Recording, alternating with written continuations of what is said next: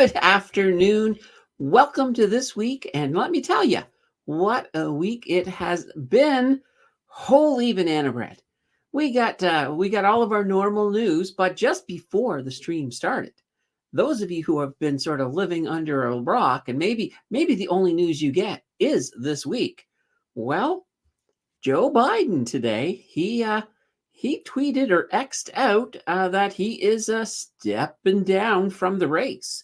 Now he's not stepping down as president. He's going to finish his current term, so he will still be president until January, but he is not running. He is not running in the 2024 election. He did endorse Kamala, but of course we'll have to wait. We'll have to see how this all filters out. But we uh, we got an interesting election south of the border for sure. Oh boy, yeah. Well, it's kind of funny. Normally, the weekend is when you don't get a lot of news, but we've now had 2 weekends in a row where the biggest news of the week has happened. So, what can you say? What can you say? All right. Before we get too much deeper, I just want to point out Blossom. You'll see the little link there above the bull's head on the picture on the side there. Blossom is that social media app for, well, investors. So it is a fantastic way to connect and chat and talk and get ideas about everything finance under the sun. Most of the big Canadian YouTubers, financial YouTubers, I'll put that out there, are over there and pretty approachable.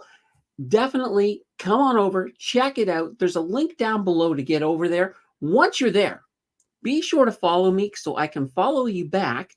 And if there is anybody here who I have not followed back, because occasionally one might sneak through, let me know. Let me know, because I will rectify that as fast as I can. So yeah, it's gonna be fantastic over there. Blossom is pretty awesome. All right, let's say hi to the chat because you guys are just piling on in. All right, Jonathan's here first with "Am I the opposite of late?" Yes, you are. You are absolutely the opposite of late. Sammer's in the house with a hello all.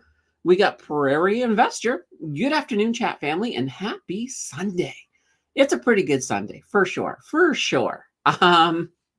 Let's see. Prairie says, to quote our house, this is going to be a good one. Yeah, yeah, absolutely. I will do my best. I will endeavor. But you know what? No matter how much effort I put in to make it into the best show I can, what really makes this show absolutely kick it is when you guys are active in the chat. It blows the energy up. It blows the conversation up. And it's also fantastic. And as well, if you hit that like button, it will push it out. The algorithm will push it out to more people. We'll get more folks in here. It'll be fantastic. It'll be awesome. All right. MP is in the house with a happy Sunday. And of course, we got Mary. We've already talked about the like button, so we'll give it a rest for a moment. Jordan's in the house. Good afternoon, Candace. Hope all is well. Absolutely. Everything is going absolutely spelunky. Jonathan says, not too shabby, Prairie. And Mohammed is in here with a good afternoon, everyone. And we got a hola coming from Al Bundy. Abalash says, hi, you crossed the 4K mark. Well, of course. Yes, absolutely. Yeah, and speaking of that, Friday is the day we're doing an open to close a live stream. So it's going to be a big one. We're starting at 9:15 a.m. Eastern, and we're running to at least 4:15, not a.m., 4:15 p.m. Eastern. Now, mind you, when we get to the end, I'll probably be barely talk. I'll probably be fighting to get my words out. And but you know what? If it's absolutely popping at 4:15, you never know. We could go to 4:30. We'll play it by ear. We'll play it by ear on Friday, but I'm excited. It's going to be a fantastic day. I can't wait. Ian says, as far as Biden goes, better late than never. Yeah, well, I mean, I give him credit. At least, he's listening to reason. And it makes sense. It makes sense. You don't have to, if you're not physically, I think, capable of doing a job, you probably should step down. You probably should step back. So I think it's a smart move. I think it's a smart move for him. I think it's a smart move for the Democrats. Now, the big question I guess I will hear a lot of is it enough? Do you think that they can, that they now have a chance against Trump? And honestly, I don't know. I don't know. Now, uh, I guess what it really boils down to is Kamala has been very much in the background. So if it ends up being Kamala who's running, I want to hear her in the front ground. As like I want to hear. I actually want to hear what she has to say. I think most of the country probably is going to be that way. Well, America, and that'll kind of help. Like right now, I don't think I have enough information to really say whether or not she has a chance against Trump. Don't know, but it'll make the race interesting. It will definitely make the race interesting. Like the wall. So yes, I finally got the wall done. So I took the sign down yesterday, and I swapped out those tiles. So now we got gray and white. It's nice and subtle. And look at the sign. It's much clearer on the gray and white. So now in my defense, when I started putting the wall up, I was using some colors and everything. I didn't know there was going to be a sign up there. I probably would have chosen differently if I had known, but that's fine. That's fine. It looks good. It looks great. Like it doesn't matter what color. Like right now, we're on the weekend, so we don't have to go with our red or green. So yeah, it looks fantastic. I'm loving it. Roku is in the house saying, "Afternoon, everyone." Absolutely. And yes, Biden is endorsing Kamala.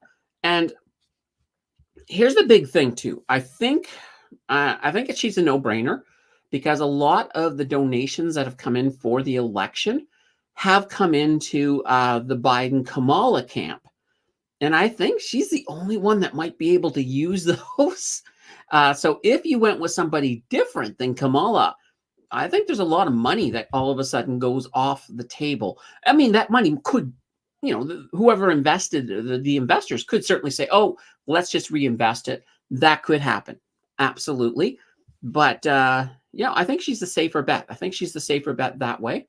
But once again, like I said, I can't wait to actually hear her starting to talk. I actually would look forward to seeing a Trump-Kamala debate.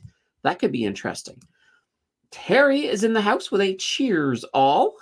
And we got Bonnie saying, hello, Candace. Wayne says, Kamala does not have a chance, not liked by my U.S. friends. And that may be. And the thing is, and I guess I'm putting it down this route, is that she has, and this is the one downside, is that she's played a very quiet game as vice president. So, she needs to step it up. She needs to start changing a lot of people's minds. So to see what happens. But another thing too that I heard as well is that the Democrats are almost thinking, well, if we can't win, if we can't beat Trump, we could at least try to win the House because we don't want the Republicans to get the House and the presidency at the same time. So that's a possibility too, that they might be looking at it that way. But I'm going to keep my mind open. I'm going to be very unreserved when it comes to that election, and I'll give you my opinion when I have it. Right now, I don't have enough data. Jersky's in the house. Good afternoon. Let's see. Wayne says Gavin Newsom could step up and challenge Trump effectively. That could be another option. I mean, keep in mind, just because Biden endorsed her doesn't mean the party is going to go with her. I think they will, but it doesn't have to be. It doesn't have to be that way. Al says Trump was pretty mild, tame last debate. He saw a pretty meek old man against. Next debate against Kamala, he'll be very rude and abusive. Yeah, maybe. It was one of the things. I watched that debate. And I did leave it saying, you know what, Trump, he kind of, he was very tame for Trump, and partially, I think part of it too is right out of the gate, Biden was not doing well. I don't think Trump needed to do anything. He just needed to just point out that Biden was having a little bit of difficulty. Ian says, keep Kamala as the VP and find a fresh face to run. People want change. Maybe we'll have to see. But speaking of change, let's talk a little bit about some news. We're going to stop talking about the news to talk about, well, the news. Why not? Oh dear, it's kind of funny, but we do get some financial news on the table. So we got our Canadian inflation roundup. So what's going on? Well, we had some data drop this week.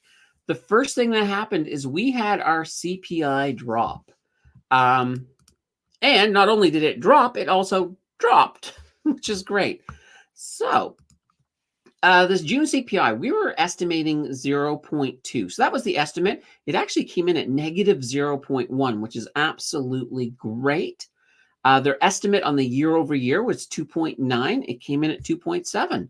So this is moving in the right direction. Now, if you look at the core, they were estimating that it would come in at 0.4. It came in at negative 0.1. And year over year, they were expecting 1.6. It came in higher, though, at 1.9. But that had nothing to do with this month. That was more or less some of the data that was falling behind. So it's actually really good. It was a really good CPI. Now, the big cooling. So a lot of it has been attributed to slower growth in gas prices. So gas only went up 0.4% in June, whereas the month before, it was actually up 5.6%. So that definitely helped. Other components was slowing price growth in June. Shelter, which rose by 6.2% year over year, that was down from 6.4% the previous month. Transportation, it dropped to 2% year over year, down from 3.5% in May. Once again, these are good numbers. These are some pretty good numbers. Now, not everything was good in the data. So on the other side of the equation, there were some factors that still maintained, of course, a little bit of price pressure to the upside. One of those was rent. So rent remained high at 8.8% year over year, and mortgage interest costs rose by about 22.3%. So basically, the housing part of the equation is still pushing towards inflation, but that's to be expected. We've got a housing shortage. That's not going to change. Now, also, the price of durable goods, they declined year over year by 1.8%, and that was driven by the largest decline in passenger vehicle sales. So that's pretty interesting. Actually, it's been the largest decline since February of 2015. So what can I say about that? Another little sticky point is that the cost of food rose basically year over year by 2.1% in June. It was 1.5% in May. So food, it's pushing up a little bit more. But now that everybody has signed this code of conduct thing, this grocery code, we'll have to see how that's going to impact the price of food, of course. Now, we also had our PPI that came out. Now, it was pretty much what was expected. We were estimating a 0.2%. It came in at 0.2%. Year over year, it's sitting at 2.7%. So this is not a bad thing. This is one of these things where I know I've been talking about July and whether or not, well, we're in July, but next week and our Bank of Canada rate, I still say we should wait till September just to, let's get another one of these under our belts before then. But a lot of people are thinking we're going to see it, that we're going to see that second rate cut coming this week. So we'll have to see. I'm still going to maintain September. And I have been wrong. Like, you know, it's not that I've been wrong. It's just that the situation is kind of changing rapidly. So it could happen. It could happen this week coming up. If it doesn't, then I would say 100% September, unless something really wacky happens. Um, but if it does, I would definitely say we won't see one in September. I think it's going to be a situation where we get either or. So either July or September, not both, or not neither. So that should be pretty interesting to see as we move along. Prairie saying Trump is a wolf in sheep clothing. Maybe, but you know. Let's see. Gavin will be wiser to run in 4 years. He won't have enough prep time momentum to run this year. And that might be. That might be. Because look at it this way. Sometimes you are in a situation where you know you're going to probably lose an election. You're not going to put your star hitter in if you don't think they can win, when you know if you give them more time to season, that maybe in 4 years. Because keep in mind, if Trump wins in 4 years, we're going to have two brand new candidates because, he can't do more than 2 terms unless he changes the law while he's in there. And that would, as much as I don't think that will happen, it wouldn't surprise me at the same time. Wayne says, according to the New York Times, Trump has a hit list that he will activate when elected. Yeah, it's hard to say. I think you got to look at it this way. There's going to be rhetoric on both sides, right and left, in regards to what is going to happen if Trump gets in for a second term. I think you have to take it a little bit with a grain of salt, because especially when you're talking, when you're in an election, it's almost like trash talking. So you're going to take things and you're going to make them seem a lot worse. So the left will do it to the right. The right's going to do it to the left. It's going to be, the truth is going to be somewhere in the middle. But we just have to sort of always keep your perspective. Always keep your perspective on, and it goes with both sides. Ian says, there was talk of devaluing the U.S. dollar. How would that affect the S&P? Yeah, it's probably not going to be a good thing if we were looking, like if you were actively devaluing the U.S. dollar, that would impact a lot of things. I'll tell you one thing that would be very interesting. It would drive up the price of anything that is based in U.S. dollars. So Bitcoin's price will go up because, it's pegged to the U.S. dollar. Well, it's not pegged, but you know what I mean, because it's measured in U.S. dollars. So that would drive that price up. Gold, another thing that is, anything quoted in U.S. dollars, gold, oil, you name it, that price will go pretty darn high if the U.S. dollar was being like actively devalued. So that's just something to keep in mind. Obviously, you don't want to be devaluing the dollar because that will impact the economy. It will impact the GDP. I mean, it'll impact everything, really. So that's not an ideal situation. Abalash says, do you expect a deflationary situation? I see Chinese crash news on YouTube. Not sure if it is propaganda or true, considering their real estate is inflated. Yeah, and this is the thing. I mean, now for years, we've been hearing about, what all of these foreign actors are going to be doing to ruin the U.S. dollar, but right now it's not happening. It really isn't. There's a lot of talk. There's a lot of fear mongering about it, but I don't think it's something we have to worry about too much. All right. CC says, Bitcoin is going across back above 68K this hour. Well, where's it at right now? Let me take a look. Right now, it's at 67,719. It seems to be in an upward trend. Yeah, you could be right. You could be right. Ian says, if we do see a rate cut this week, what do you think will happen? Well, they'll come to they'll come up to the podium and they'll say, we've decided to cut the rate. No, what do I think will happen? It will be it's not going to be like an instantaneous. It's not going to be like all of a sudden an hour after the rate's been cut that everything's going to start. That utilities are going to start going up and REITs are going to start exploding.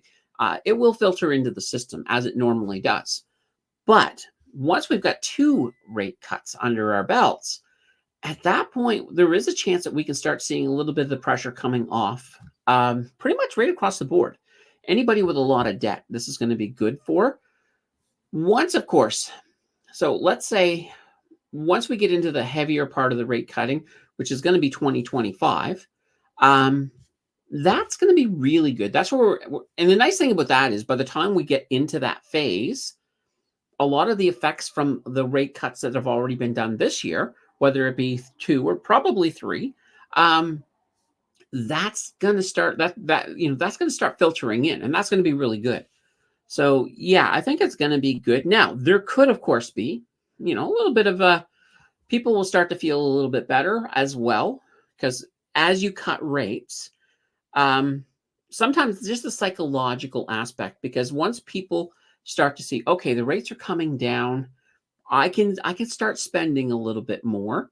So that could help stimulate the economy a bit. That could certainly help the retail sector, because they're definitely hurting. And keep in mind, we're starting to head towards the busiest part of the year for retail. And that's after the summer is done, when we move into the fall and towards Christmas, that's huge. So if we got a couple of rate cuts under our belt, that will certainly help. That will certainly help retail get a little bit more sales, and that will be good for stocks like, for example, that will help like Canadian Tire. It's not going to fix everything that they have going on, but as their debts come down, as people start spending, that is a good thing for the economy. All right. Wayne says, oh, I just took a glance at Bitcoin. It made it to 679.90 for a second. I was like, oh, Cece, it almost happened. All right. Wayne said Bitcoin up $400 to 67.8 now. Momo is pushing it higher. Momo, you mean FOMO? FOMO, fear of missing out. Yes. There's been a lot. I mean, you can see very clearly, Trump, going back to Trump, he did speak a lot about being very pro Bitcoin. And that after his speech, we had a pretty big pump. I mean, quite literally, we went from about 63 up to 66 just from his big, long speech. And now we're at a point where, people are starting to think, okay, we got a couple of, we've also got the fact that we're past the halvening, and it normally takes about 4 or 5 months before we get the big pumps that come from that. And we're moving into that space. So, it is one of these situations like, some people are holding on for dear life. And I see ahead there that you mentioned momentum, but they both kind of work. There is momentum to go up, and there's also FOMO at the same time, because there are a lot of people right now who are thinking it's getting close. It's getting close. And I have heard about miners that are starting to hoard at this point, that they've stopped selling. They're like, okay, let's hoard. It's about to happen. Let's see what happens. So we'll have to see.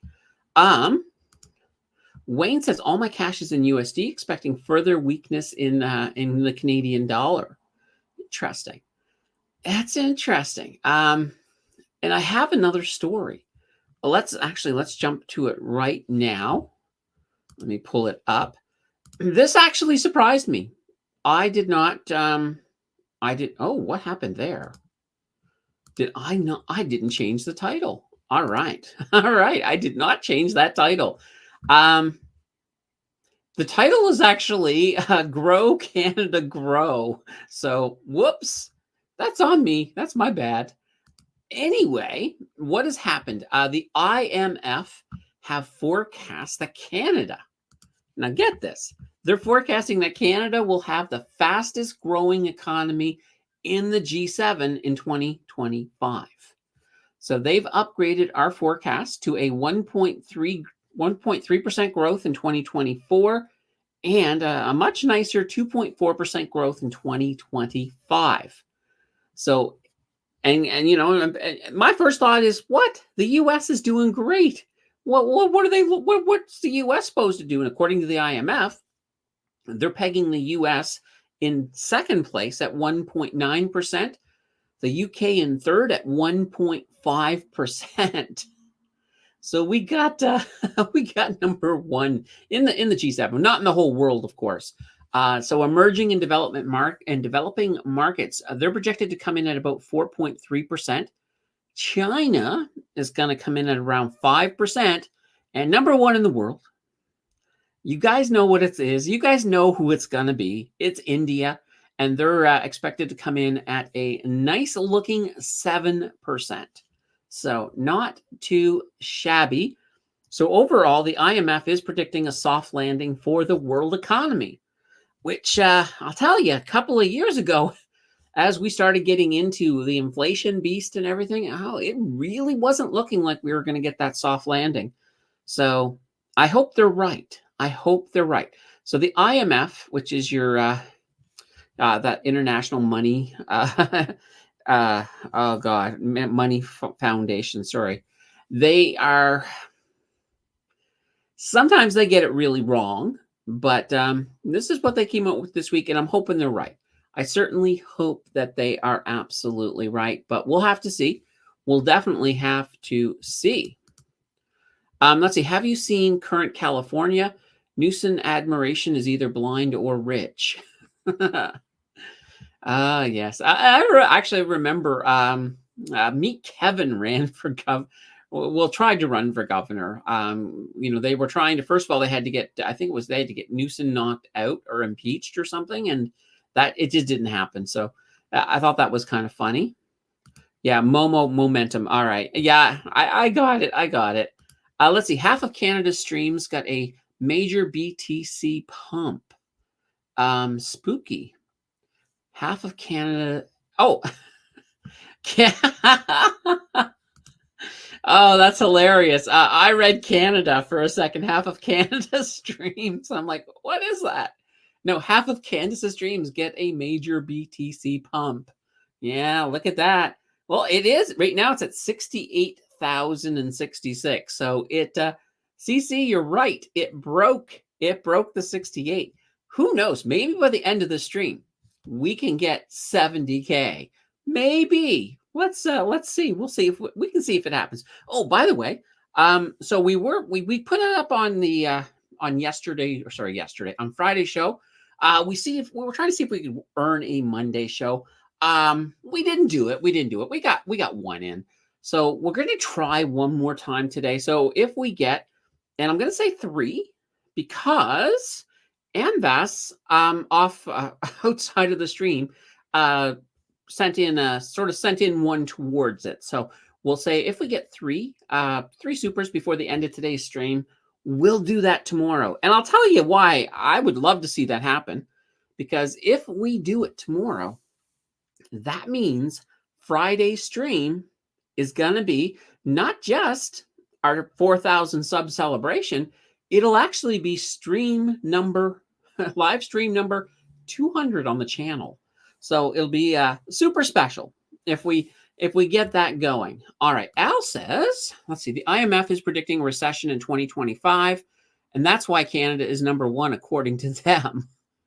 Okay. Well, I don't know about a recession in 2025, but it's one of these interesting things. Well, really, it depends on how you look at it, right?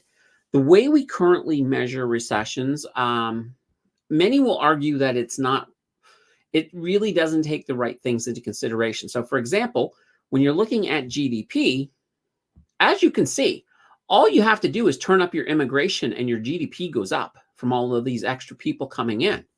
It's just the way the economy works. So if we were looking at perhaps GDP per capita, those are some pretty rough numbers. Rate cuts will help a little bit, but not a lot. I think it's going to take a little bit of time. And here's the thing. I mean, when we look at the pandemic, so we look at all of the money printing, all of the money that was just thrown around like crazy. It all has to be paid for one way or another. So, I heard a lot of economists in the height of it were saying that this is going to be something that will be it'll be like what's the word? Like a monkey on our backs until like at least 10 years. So, it's a decade recovery event for most parts. But at the same time, it is easy sometimes in the market when we're looking at things, especially when we're starting to get a lot of all-time highs and things are going nice and green, and that, we move into a bull market. It's easy to sort of think, oh, everything is perfect. But you can have a messed up economy and a bull market at the same time. It's kind of an interesting thing. So it's just one of those things that you have to sort of keep things a little bit into perspective. So we'll have to see. I mean, yeah, maybe we're going to be in first place because everybody else is sucking a little more than we are. But it'll be interesting. I will predict one thing. I'll make a prediction about this report. I predict that a certain finance minister, not saying who she is, will probably be toting this like crazy. Just sort of as proof that the liberals are doing everything right. I can see that happening. No doubt. No doubt. All right. MP says, I opened up an interactive broker's TFSA and have $500 sitting in there. I want to use them for any of my US investing. I want to be bullish on AI stocks. Recommendation for an undervalued total return. See, that's the thing. I'm not sure off the top of my head. Now, I know I'm invested in AIQ, that there is an AI, it's an AI ETF. I have some high hopes for it because I do think that there's still a lot of runway left. And okay, so you were thinking of, PLTR. Not a bad thought, but yeah, I would need to do a little bit more research on that. But let me tell you one place. If you go over and Blossom and throw that question there, oh my God, you'll probably get oodles of oodles of ideas. Just one thought, but I actually do want to look a little bit more into AI. I've been thinking about making an AI video, but I guess my biggest reservation is that when I do these AI videos, or when I do either tech or AI, I find that people just don't want to watch them. I'm like, come on, it can't all be high income dividends. There's more to investing than that. But sometimes, like I think I was actually kind of disappointed with the Loblaws video. So that was the deep dive that I just dropped.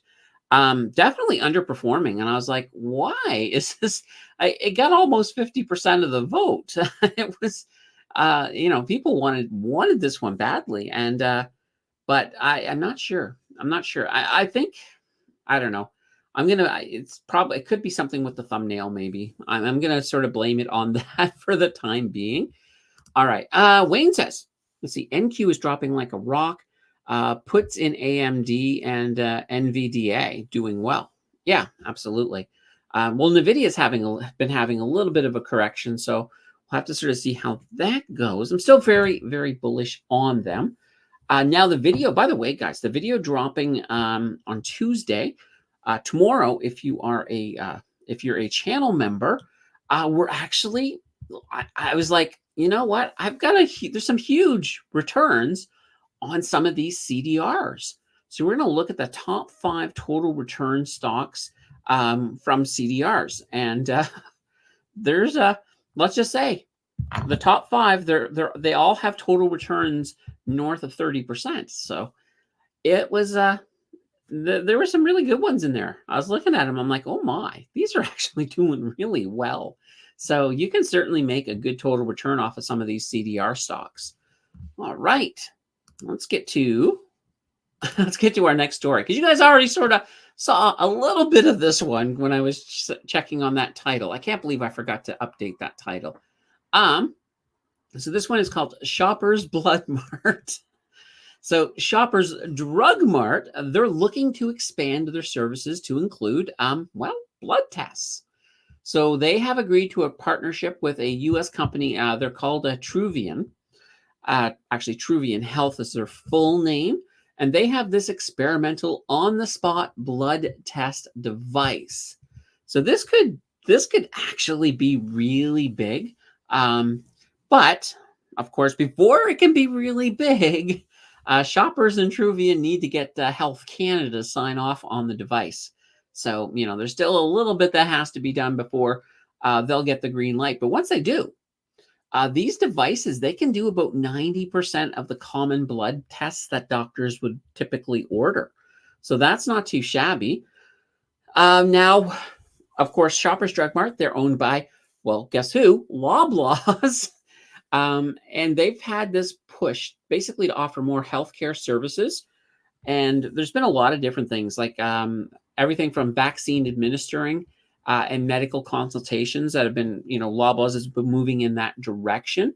So broadening the scope of care pharmacists can provide, not provide, they can actually alleviate a lot of the pressure on our healthcare system right now, which is a little bit overrun. Now, I will point out that, like in Ontario, for example, you can go to the pharmacist now for if you have a UTI, you can go to the pharmacist and they can actually prescribe you the antibiotics for it. So you don't have to go see a doctor for a lot of smaller things. So they have been sort of putting that in, and at least that's in Ontario. I think BC and Nova Scotia have also been doing similar things, but this is one way that we can sort of help with that burden to healthcare. And because right now there's about 6.5 million Canadians who don't have a family doctor.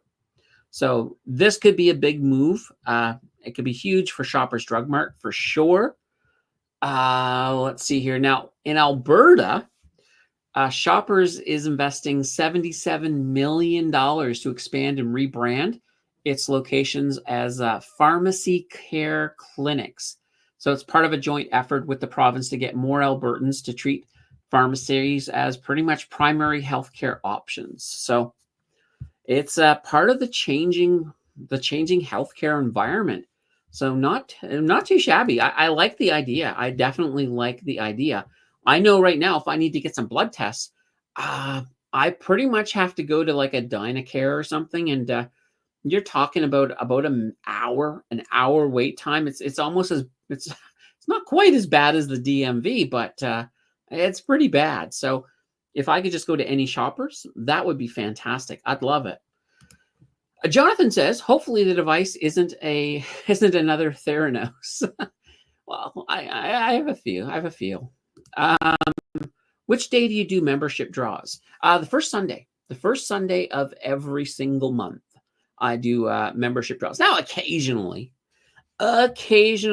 I might just all of a sudden just drop one for the sake of dropping one.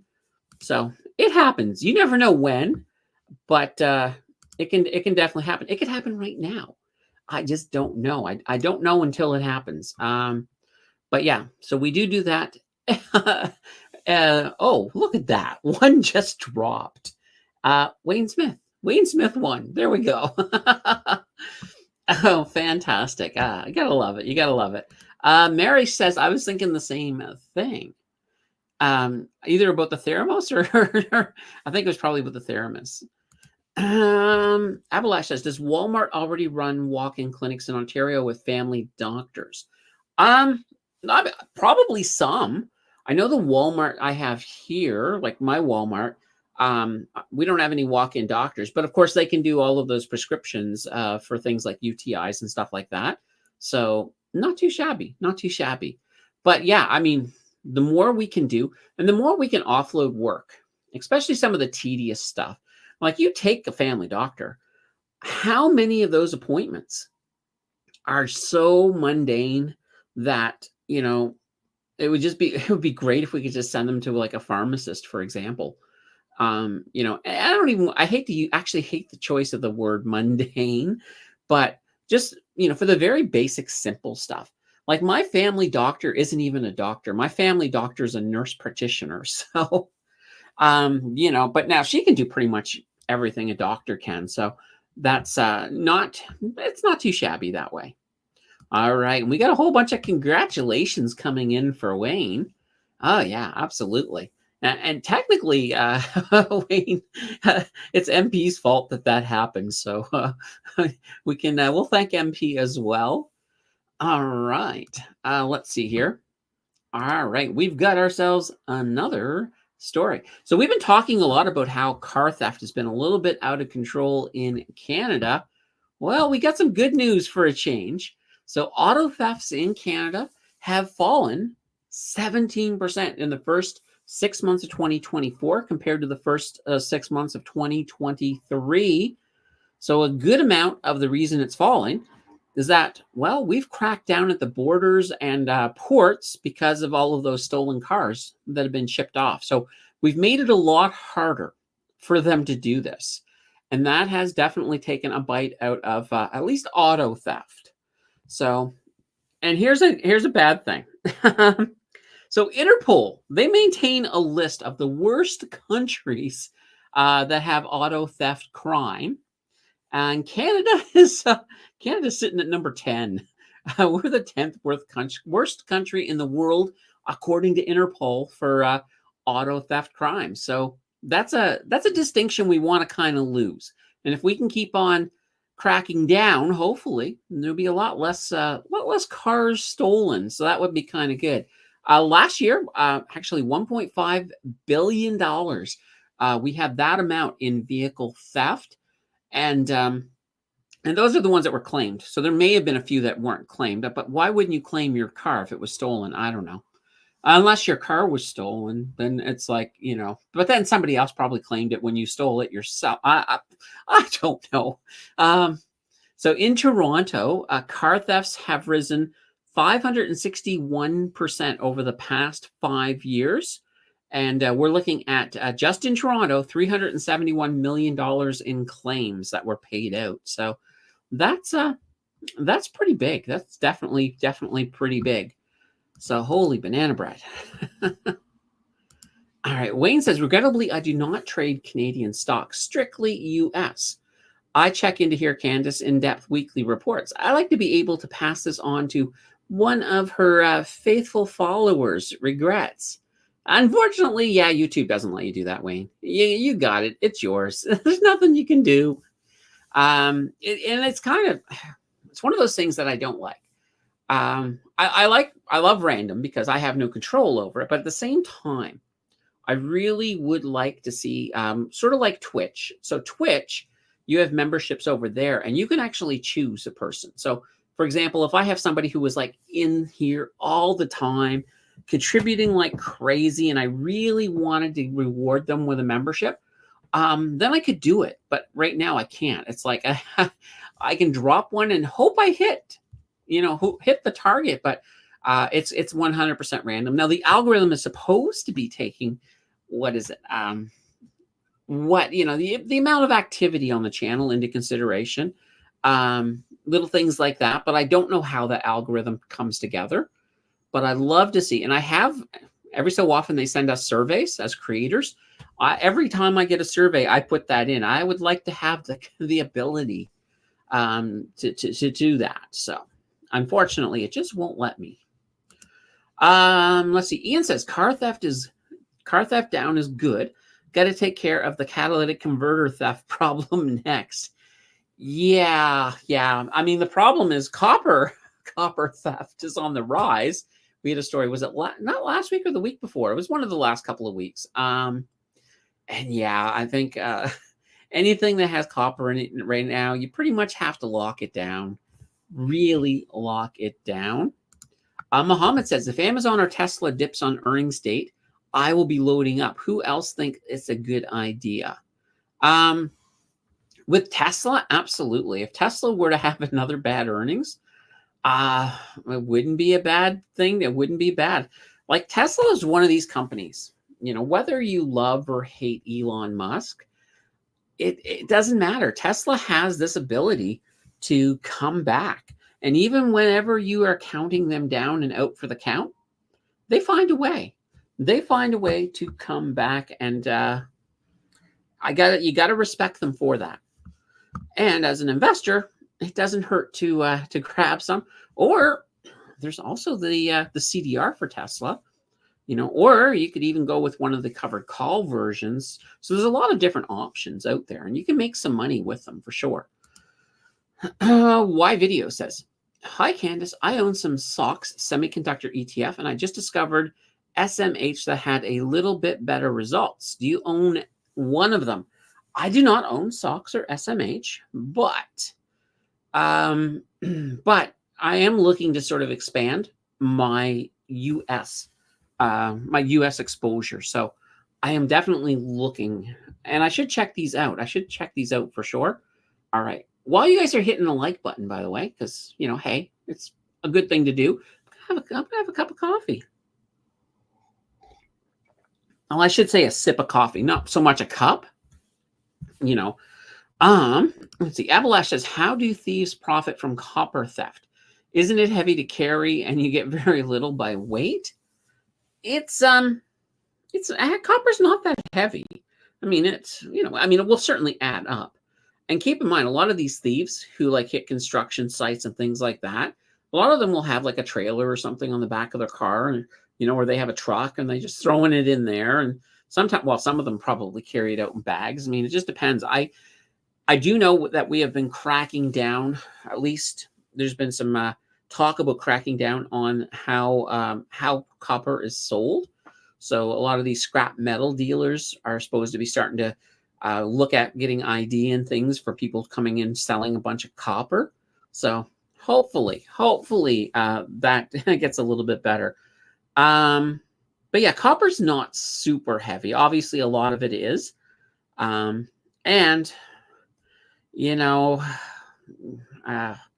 it's just one of these things. It baffles the mind for me when you think about the fact that sometimes they even take copper off of telephone poles. They risk getting electrocuted to steal some copper. I'm like, what the heck? What the heck? Enid's in the house. Hello, everyone. Good afternoon. Hello, Enid. Good to see you. Jonathan says, I just hit the like button now. I'm so sorry it took so long. Mary, forgive me. I'm sure Mary forgives you, Jonathan. I'm sure she does. And it's not sometimes. I mean, while being a YouTuber, I always hit the like button anyway. But sometimes I'm watching something, and all of a sudden, I might be watching a stream that I've been watching for an hour, and somebody mentions somebody says, hit the like button. I'm like, oh, I've already done that. And I look and I'm like, oh, no, I haven't. And then click, there we go. It happens.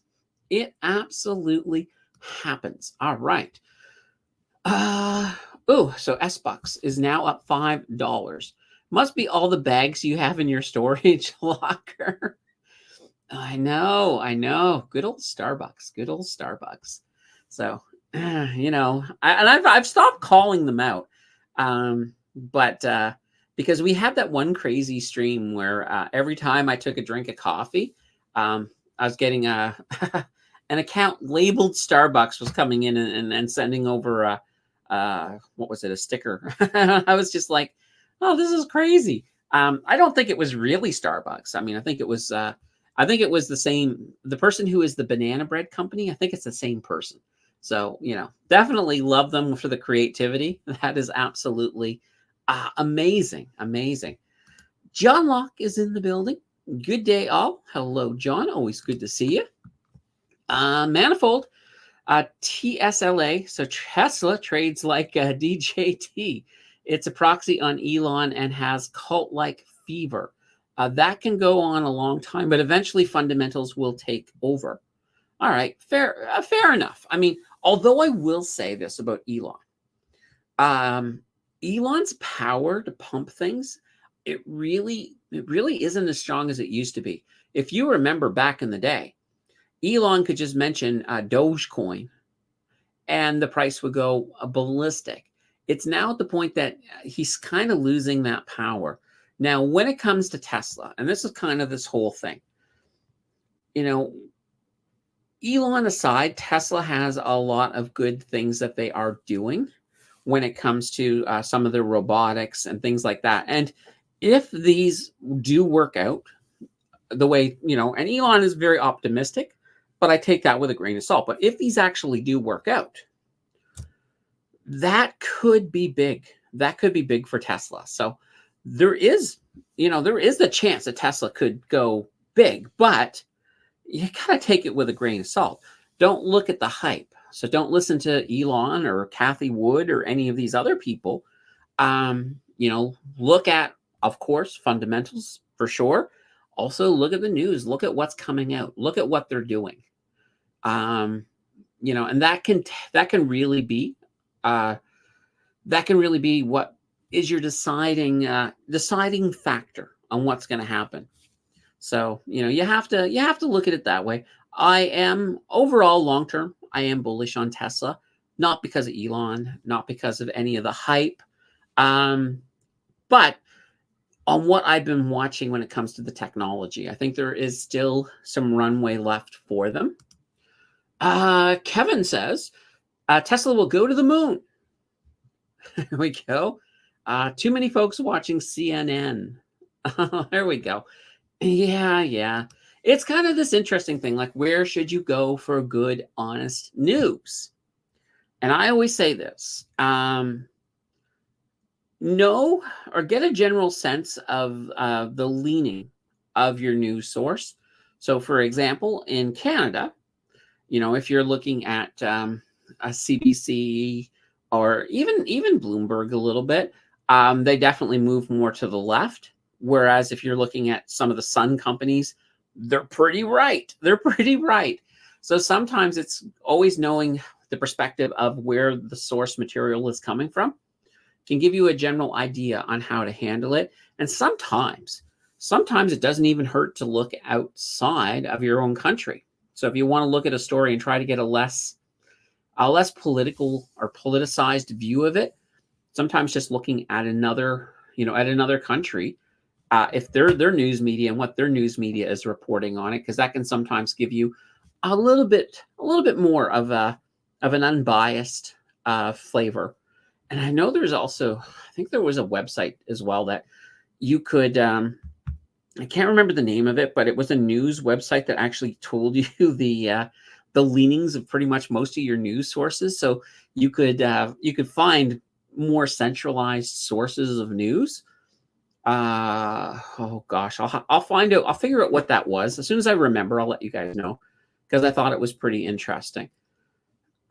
Let's see here. All right, so Vancouver Isle guy, I'm bullish on Tesla and Elon. Okay.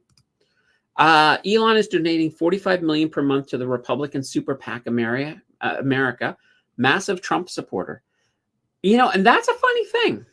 I was watching an interview with him from not that long ago where he said that he wasn't going to send any money to Trump, that he was, that he was just going to sit by the side and watch. So apparently that changed. Let's see. Too many haters these days. Yeah, absolutely. Wayne says, I also read Reuters and the Manchester Guardian. I do like Reuters. Reuters is a good news source. Absolutely. So they're one of my favorites for sure. All right, that makes sense. All right, let's hit another news story. All right. Fewer new homes. That's just what we wanted to hear. Oh boy. So construction starts on new homes fell 9% in June compared to May. That's not good. That's not good at all. You listen to our government and they're talking about how they want more houses built. So when you hear a stat like this, it is a little bit of a worrying one, and it's not instilling a lot of confidence in the current government's plans. That's for sure. And here's the thing. So 9%, that's the average. If we look at some of the cities, Vancouver, 13%. The new starts 13% less. Toronto, they fell by 37%. Now with Toronto and Vancouver, part of that reason is the condominium market is not doing well. People do not want to buy new condos, not in a high rate environment. So they're having a lot of issues with condos, and that is really skewing their data a little bit. So I just want to put that there to be fair. So the CMHC, so that's the Canadian Mortgage and Housing Corporation, they're estimating that around 900,000 homes need to be built every year until 2030 just to make housing affordable again. Well, with the drop, with this latest data, we're on track this year to build not 900,000, but 247,205. So we're not even hitting a third of what we should be hitting. So that's that's not good. That's not good. Now, part of the reason, of course, higher rates have absolutely been one of the issues, and that has reduced buyer demand, even though we're at a situation where rents are going crazy. So I don't know. The other thing about it too is a lot of construction. They sometimes have to take out loans just to get projects started, and with the higher rates, it is impacting them. It is. So we really have to see what's going to happen. And in regards to, of course, I mentioned as well the condos in Toronto and Vancouver. The demand for condos, it is very low. The last time it was this low was back in 2008. And that was not a good year for real estate overall, as you guys might remember, a little crisis that happened back then. So just something to keep in mind. Prairie says, I see Candace at Mountain Finance reports the honest news on this week. Yeah, absolutely. I report what I see. I don't care if it's right, left, in the middle. I'm just going to report it. And this is the thing. And I'm always very clear about my political leanings. So, I have in the past, I have voted for all three major parties. My overall compass is definitely on the right side, but it's it's kind of right of center. That would be the best way to put it. But it really boils down to, like, I will listen, and everybody's like, everybody's like, okay, you're going to vote for Poilievre this time around, and I'm like, it's a possibility. I'm going to wait to see platforms. I'm going to analyze the situation and decide based on that. But from what I've seen right now, yeah, I probably am. But, I'm not committing to it at this point yet. All right. Let's see. Elon needs to see money to Amber. All right. Jungle says, late to the party. Well, we got a little bit. All right. Al says the interest rate is too high. Builders aren't going to build with high interest rates. Exactly. Their material costs are too high, and their carrying costs are too high. And that's exactly what's going on right now. So when we asked earlier, if we get another rate cut, is that going to help? Sure, it's going to help a little bit. But that's what we need. We need to get some rates down, get the builders building again. Because that one component to the CPI, the rents and housing overall, that's going to be a sticky point for a while. And yeah, common sense. Let's see, etc. Mortgage rates might be high, or mortgage rates be too high. Have to be crazy to buy a new house right now. Yeah, it makes it a little bit more difficult. Meow says, you doing a close tomorrow?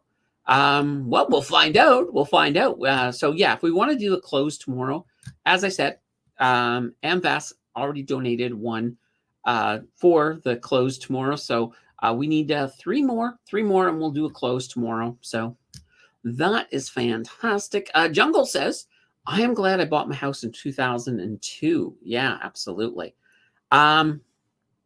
Yeah. Or, and this is one of the nice things. I don't want to call it a nice thing. It's a nice thing if you lived in the States. So during the pandemic in the States, when the rates were next to nothing, that would have been the time to buy real estate, at least in the States, because you could have locked yourself into a super low rate, like 30 years. Up here in Canada, we don't have that option, unfortunately. So that's one of the reasons that we're looking at, you know, and it's already begun. The beginning parts of that wave of the mortgage renewal wave have begun. And, the key amount are coming at early 2025. So the banks are battening down the hatches for that. Abalash says, do you think now is the best time to buy Toronto condos? I feel that work from home is causing some individuals to go to smaller cities, towns. I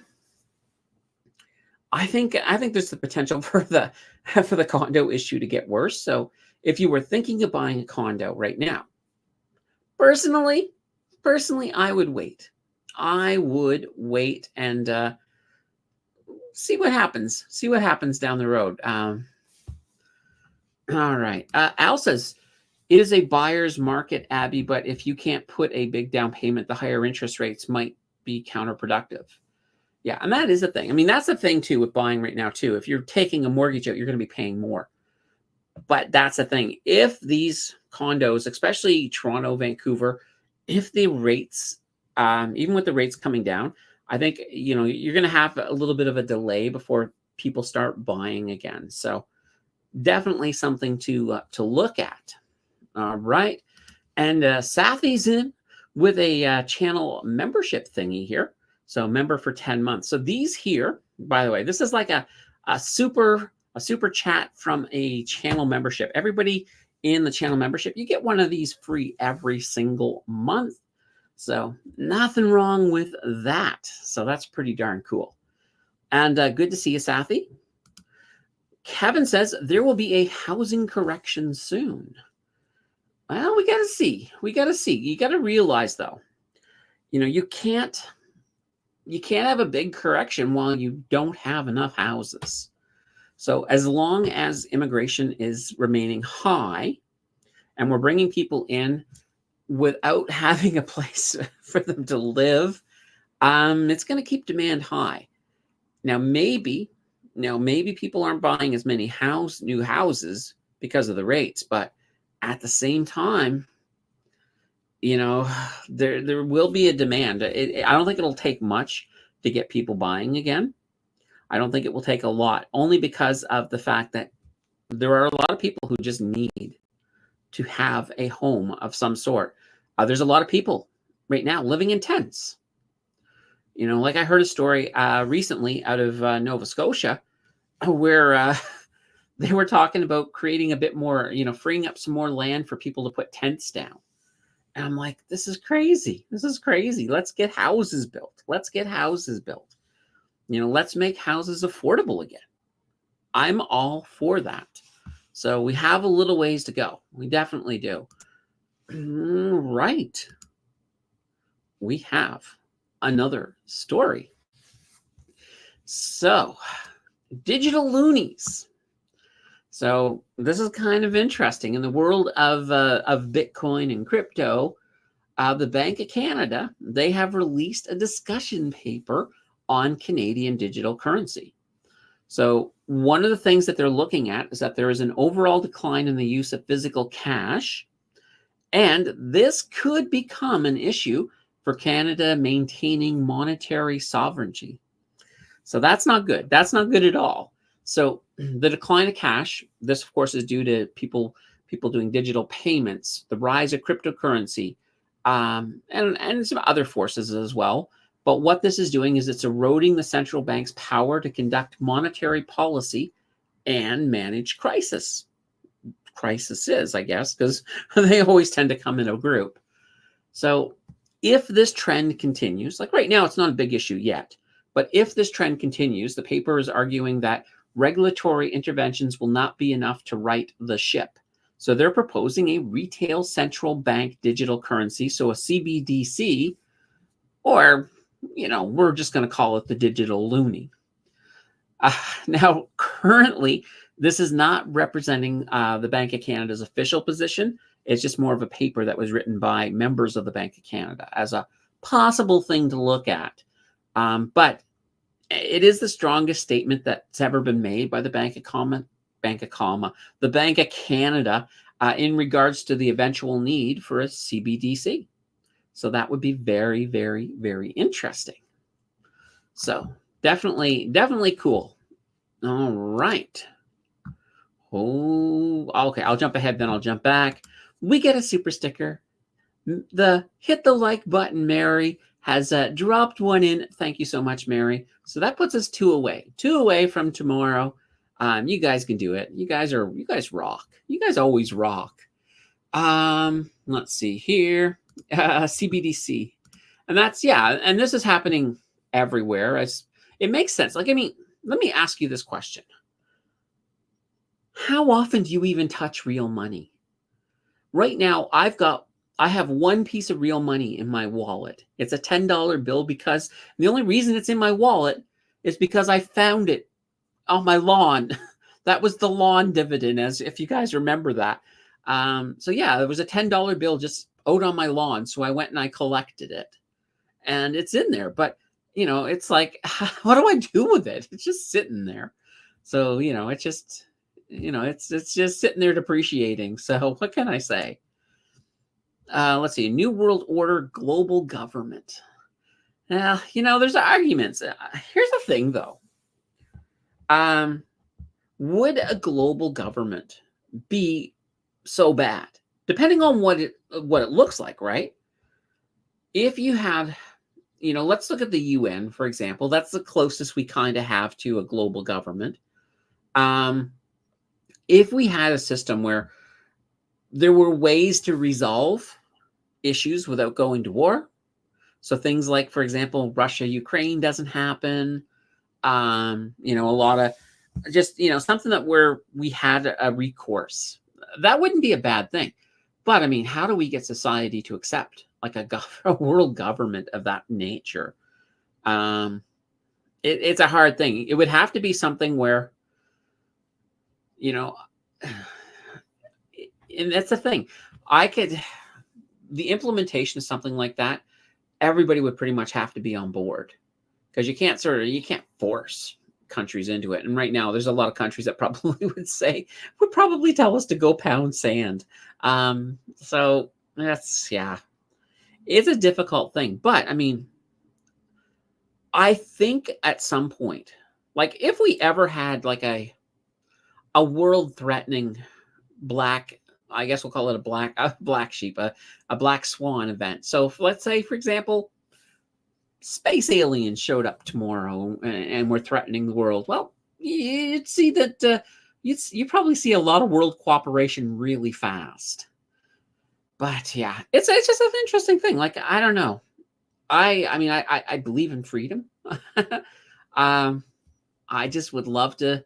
I'd love to see a way that the world could cooperate, and that's probably more of a pipe dream than anything else. But it'd be interesting. But not when you say New World Order, not in that way, not in the sort of, secret society running the world. No, not that way. I'm thinking more of a expanded UN in that sense. But MP says, I've done the whole condo purchase thing. Worst decision I've made. Cost me so much in rising condo fees, special assessments, and permission for everything. Buy a house, buy a suite, rent it out. Yeah. No, sometimes it is. Like we had a DeRoche that came through here a couple of years ago. And, it damaged a lot of trees and parts of the, like, we're not technically a condo, but we're like a condo, even though it's houses. And, the condo association, or whatever you call them, they, they charged us a whole bunch to help chip in with the damage, but none of the damage hit our yard. It's just like, no, but it's just one of those things. Let's see. CBDC is worse than a nuke. Oh, I don't know about that. A nuke is pretty bad, Sammer. But I'm just going to say that. Just saying. Let's see. Bitcoin just broke through 68. What is it at right now? It's back down to 67.7. But maybe it won't get to 70 before the stream ends. That's a shame. All right. Oh. Going to skip ahead here for a moment. Jordan's in with the super sticker. I still use cash. I will for as long as I can. There we go. See, not everybody does what I do. Not everyone does what I do. So, yeah, cash. Nice. All right. All right. Vancouver Isle guy says, written by Klaus Schwab, World Economic Forum. There we go. Let's see. Houses are definitely smarter than condos. Come on, people. She's talking with the like button. You guys know. Hit the like button, guys. I'm going to have a sip. I'll have a sip while you guys make Mary happy. You don't want an unhappy Mary. Let's see. You should do an open. I really want to do an open. Let me ask you guys this. Let me do it. I'm going to see if I can do. Let's do a thing here. I think I can do it. All right. Yeah, a poll. All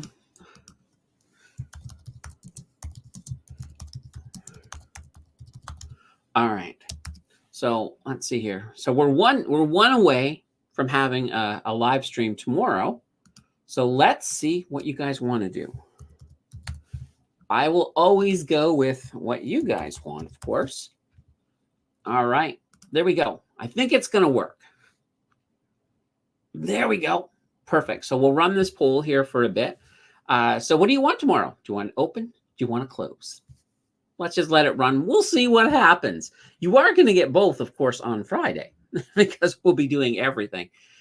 All right. Let's see here. Where were we? Prairie says, I pay cash 90% of the time. Oh, wow. Wow. That's funny. That's funny. Jonathan says, I just use a credit card to get the PC points. Yeah, absolutely. And Mario says, I use real money almost. What is this? What is this? I just can't believe I can't believe that so many people still use cash. I'm like, wow. Because I'm quite literally, I'm annoyed that,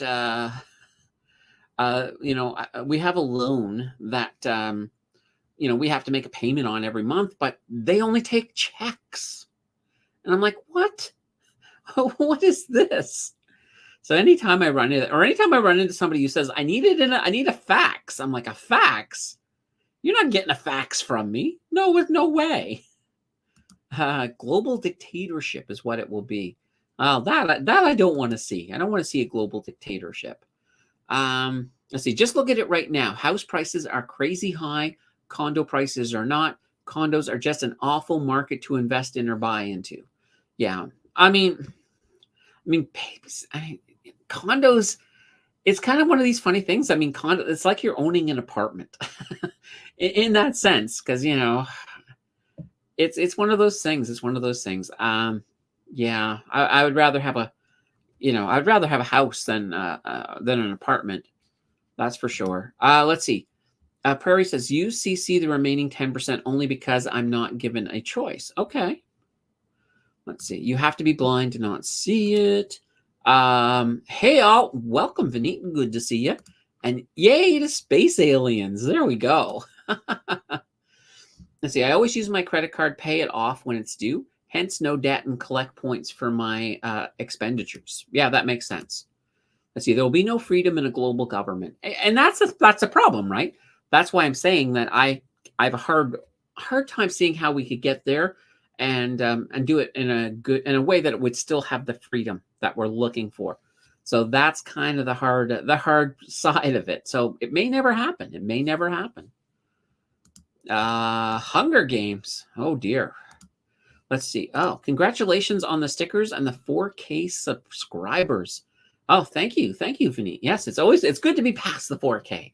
Now we can look forward to 5K, and that'll come soon enough. It's almost Hunger Games. Not look around the cities. Let's see here. Stopped at a local burger joint on the way home from the lake yesterday that only accepts cash or debit, but offers a 5% discount for those paying cash. Oh, interesting. Yeah. Well, there used to be, when I used to work in Vancouver, there used to be this one little food court downtown that I loved, but everybody in it only took cash. So I used to have to, back then, I used to have to always carry some cash for days that we were going to go there. But yeah. Smooth brain detainer. Don't buy a property where someone else can tell you what to do with it. So a condo, an HOA, anything, it will always bite you. Yeah, it does suck when people can sort of make rules that you can't do anything about it. All right. Let's see. Their slogan, cash is king. Ah, yes. And yeah, and it is a great motto. Whoops, great motto for sure. There we go. I was about to say that. So keep on using real money. Say no to CB or CBDC. Yeah. I mean, in a sense, I mean, I kind of feel like my money's virtual anyway, because it's just numbers in in the computer at this point.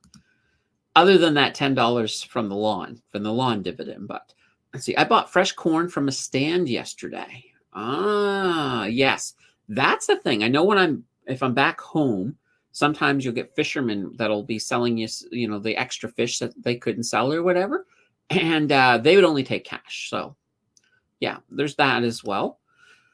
You can hold physical gold and silver and be outside of CBDC. Good point. That's a good point. Absolutely. I have to pay for my license for work every year with a check. I know.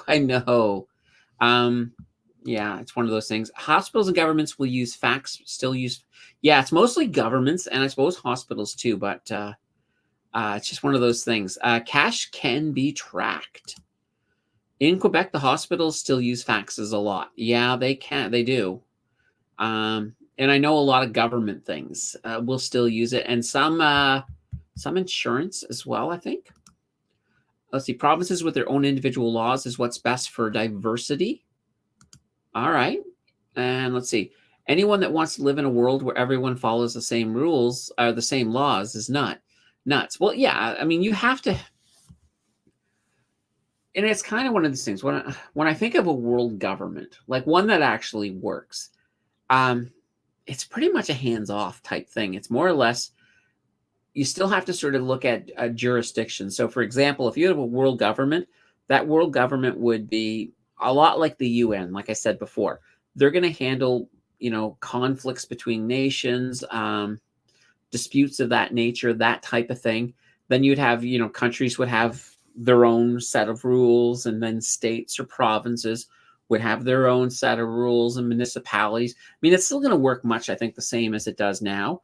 I think the big thing is that on the world stage, it's just you found a way to prevent the use of missiles to solve a problem over diplomacy. Let's see. Jersky says, what burger joint was that? See, we can all dress the same and eat the same thing. It will be utopia. That would be very boring, Kevin, to be honest. Yeah, that would be incredibly boring. Let's see here. Abelash says, McDonald's has $1 small coffee now. No cheap meal options like the U.S. Yeah, I know the U.S. apparently now has a $5 meal or something back. Let's see. One more sticker, people. Yeah, one more sticker. We got time. Let's see. Well, if you can afford a house, but many people can't, so owning a townhouse isn't too bad. I can at least do what I want with inside. Yeah, absolutely. See, back in the 90s, I thought condos were cool. Remember Melrose Place? There we go. And here we go. Here's our final sticker, the Banana Bread Company, in with a dividend, $2 dividend. So we got our stream tomorrow, and now we're going to have to see whether it's an open or close. Right now, close is winning at 71% of the vote. So get in there and vote. Let me know what you want to see. So that's kind of cool. Or 70%. Closes at 70%. Somebody must have just voted for open. So there we go.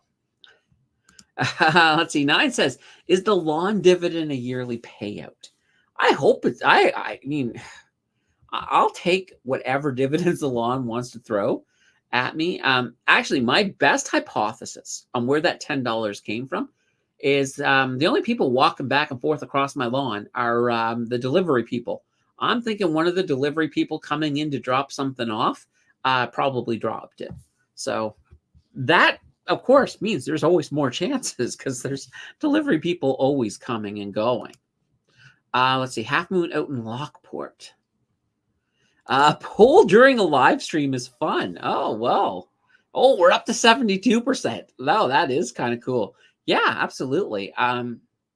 We can do more. We can do more polls. I just popped in my head. I should do a poll. So yeah, we'll do more. We'll do more in the future. I like them too. They're pretty cool. All right, we got one last story, and we've been talking about money, and we've been talking about how we get our money and everything else. So that actually ties into the last story. Is Interact over? Is it done? No more kaputs. Well, not quite so much. So currently in the G20, Canada is the only country with an outdated payment transfer system. Really? Canada? No, you got to be kidding. Well, apparently not.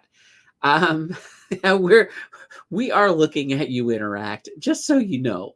So they do now. Interact actually does plan to revamp operations to become quicker and more flexible ahead of real-time rail. So this is it's RTR. It's basically a long-awaited digital payment system that can process transactions almost immediately on a 24/7, 365.25 day a year basis. So you got to like that. So currently, and this is the funny thing, I did not know this. I did not know this. So currently, when you do an e-transfer, it's actually not a fast process at all. And it can take days for the money to actually move from your bank to, your recipient's bank. What happens though is that the banks, because once the transfer happens or initiated, they know that the money's good. They know it's coming. So they basically front you the money. So when you get that money, like, 10 minutes or a minute after somebody e-transfers you, it's your bank fronting you that money because they know that money's coming. So that's just what banks do to kind of work around the whole the delay in all of these systems. So it's actually kind of funny when you think about how long it takes. It's crazy. So yeah, so basically, so back to real-time rail. So Payments Canada, they've been working on getting it implemented for years. So initially, this was supposed to be implemented in 2022, but now we're at the point that it's just taking forever to get it done. Normal Canadian bureaucracy. So at this point right now, they're looking at just beginning their system testings in 2026. So we're probably still a little ways out before we're going to be able to see this new system, but it's going to be great. So so the current system right now, so Interact and its slowness, if anything, it basically creates a bunch of daily headaches. One of these headaches that it creates is, how you've got low, the low daily limits, like, oh, you can only transfer this much a day. That's because of that system. Once we are on the RTR, real-time rail, that will up those limits big time. So that's always a good thing. Also, it's also going to make it easier to use payment apps like Vimo. So those are some of the things that will help. And in the process, having access to faster money overall on the system is going to be a big stoke for the economy. So this is a good thing. This is definitely a good thing. All right. And last but not least, we got Crypto Corner. We got one story in there for you, other than what's happening right now. Well, we're down to 67.7. So Larry Fink, that's the CEO of BlackRock. Now, he has been dead against Bitcoin for a long time. So recently, he decided to actually look into the technology and look deeper into Bitcoin. So he studied Bitcoin and blockchain technology, and after he did, he came away with a changed opinion of Bitcoin. So this is a quote from Mr. Fink. He said, "I was a skeptic about Bitcoin, and I studied it and learned it, and I came away saying my opinion 5 years ago was wrong. Here's my opinion today. I believe in the opportunity today. I believe Bitcoin is legitimate." So we've had a complete flip-flop for Larry Fink, but a flip-flop, I think, in the right direction. So that is pretty darn cool. All right. Little bit about the news just before we finish up and we get rid of the news stuff. This week coming up in Canada on Wednesday, the 24th, that is our Bank of Canada rate decision. So that is coming out. In the US, on Thursday, July 25th, the G2 GDP is going to drop. And on Friday, July 27th, the personal consumer expenditure, so the PCE, which is a piece of data that the Fed loves when it comes to gauging inflation. So that is going to drop this week. Earnings-wise, a lot of them. There's a lot of companies, but a couple of the top ones. CNR is dropping their earnings.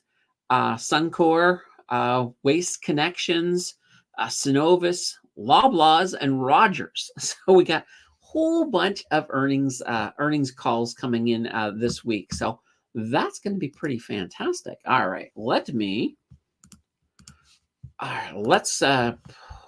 rid of that. And let's go back to here. Perfect. There we go. Now we're back. This is awesome. Wayne says banking in Canada is stuck in the 1960s. Yeah, it's kind of an interesting. I actually watched a video on Canada's banking system and why it is so different.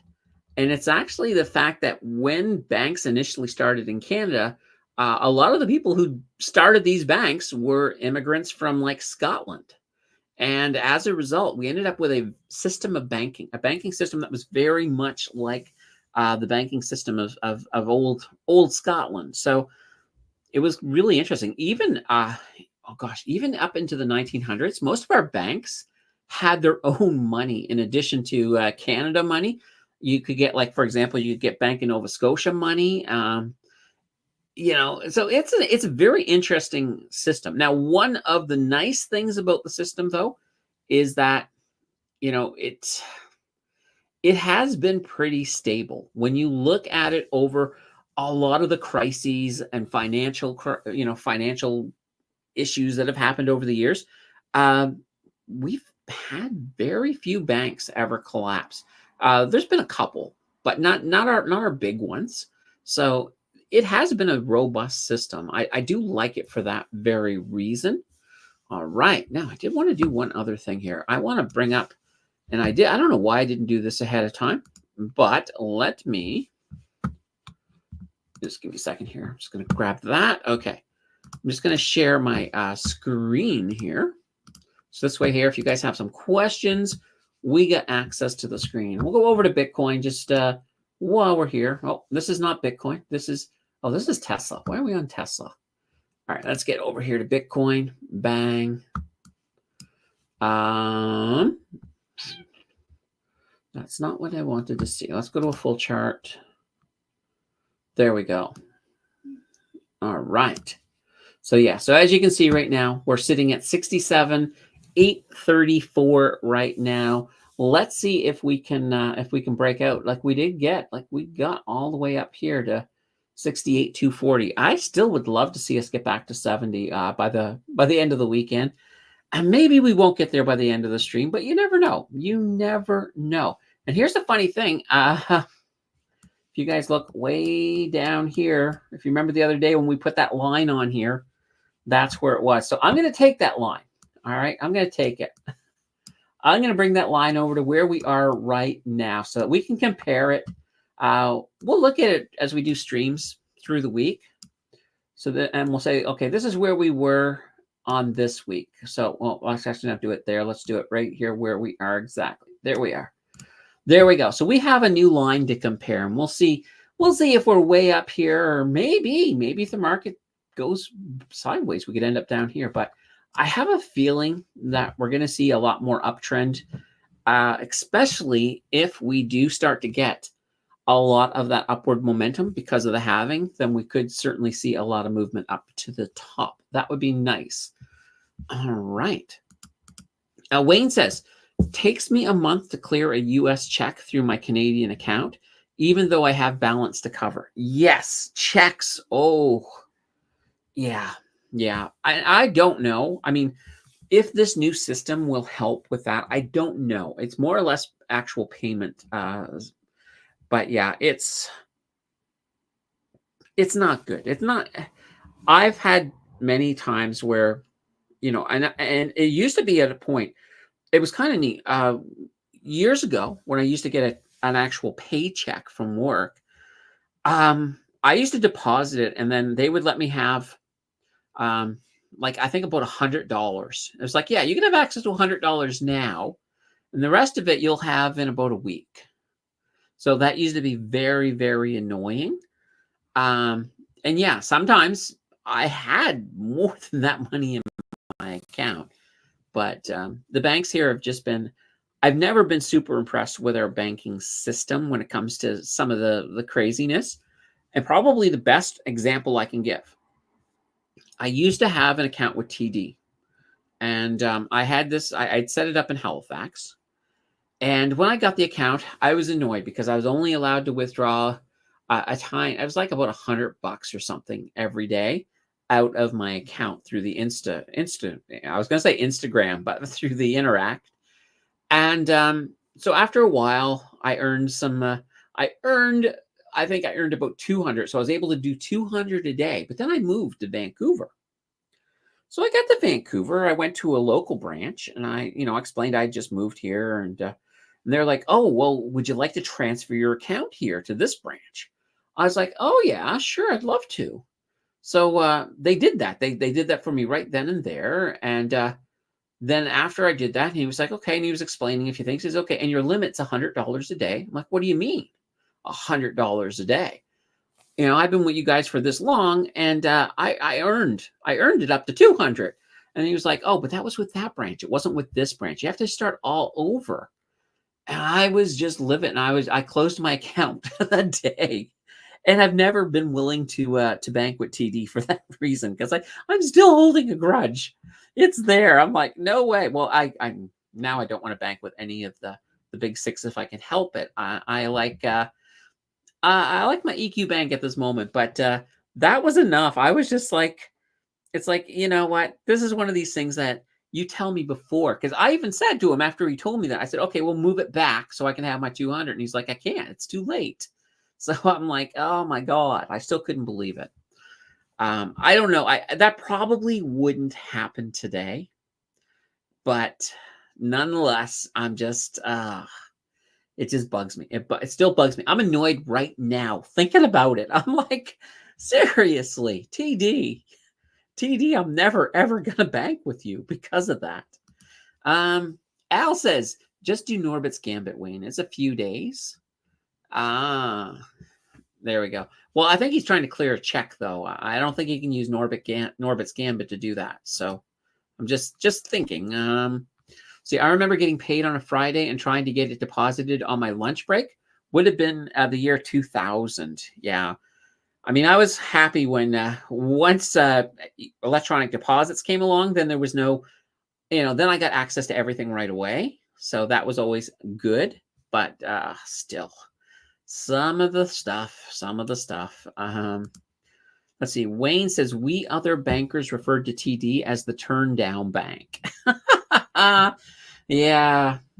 So, but yeah, they're pretty much the only bank that has legitimately ticked me off, and I hold them to it. I hold them to it. I'm like, no. Why would you do that? So Wayne says, yeah, this was a U.S. cash check, not stock. Thanks, anyways. Yeah, and that's the thing. It's kind of one of these things. Even if you look at even money transfers, if you get a wire money, this is stuff that's just crazy. Like personally, if I had to wire money to somebody in the U.S., I would just send them Bitcoin, quite literally. Why pay a bunch of fees? I mean, it makes it there are easier ways. Like even right now, for example, like I can do an e-transfer to a Canadian. But now if somebody in the States, let's say I threw a contest or something and somebody won, If you're in the States and you won, I would not be able to just e-transfer you cash. It's not possible. It's one of these weird things. I mean, I probably do it through Bitcoin in that case anyway, but it's just one of these weird things that I find kind of strange. But yeah, it is pretty it's pretty crazy. It's definitely pretty crazy. So you gotta watch out. Ah, look at that. It doesn't seems like Bitcoin has stopped. It's not moving very much. Not moving very much. And how is our poll doing? Ooh, close is down to 67%. So that's kind of interesting. All right. Well, we'll have to sort of see what people decide to do here. Because like I said, I'm gonna listen to whatever you guys say. So that will be kind of interesting. All right. And all right, here we go. Let's see here. Yeah, so right now it is, it's 65% close. 64% close, 36% open. All right. All right, we're getting there. We're getting there. It's looking like it's going to be a close, though. just early on, unless new people pop in and say, let's do an open. Well, here's the thing, though, right? When I do an open, any of you on the West Coast, that's pretty darn early. Even for like our open to close on Friday. You almost have to set an alarm to get up if you want to catch the beginning of it.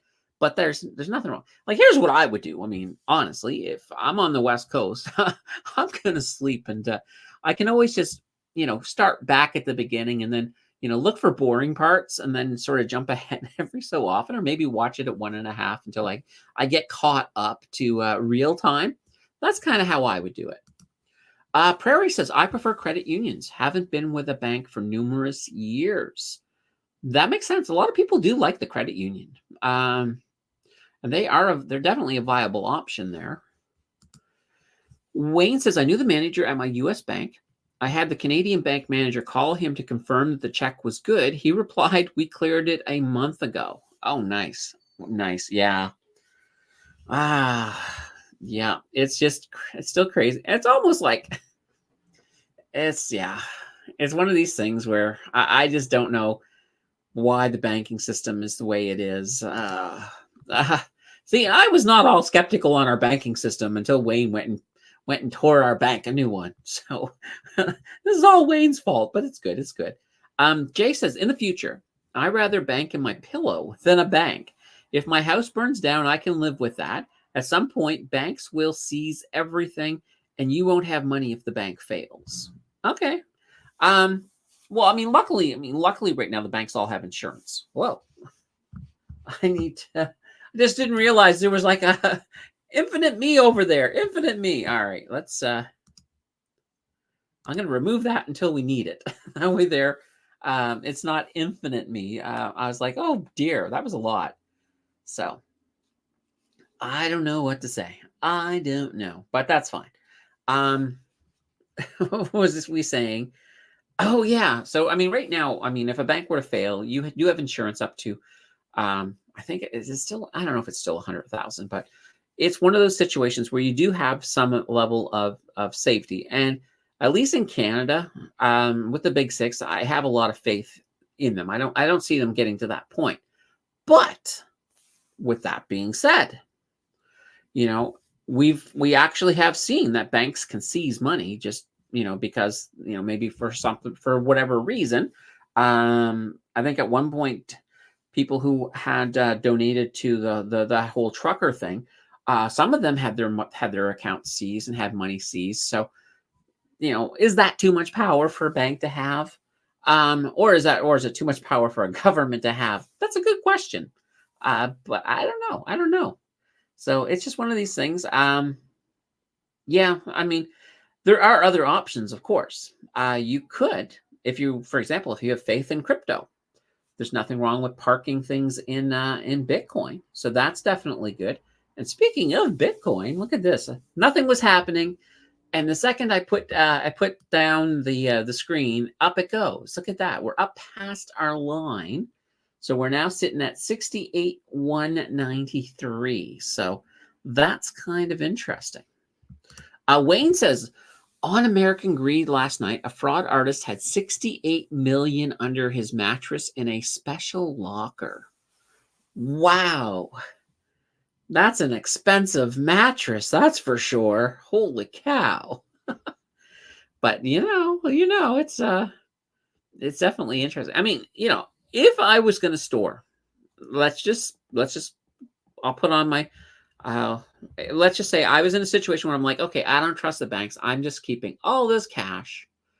If I were to want to store it, well, one thing I would definitely 100% want is at least a fireproof safe or something to put it in. So if my house did burn down, I don't lose that money.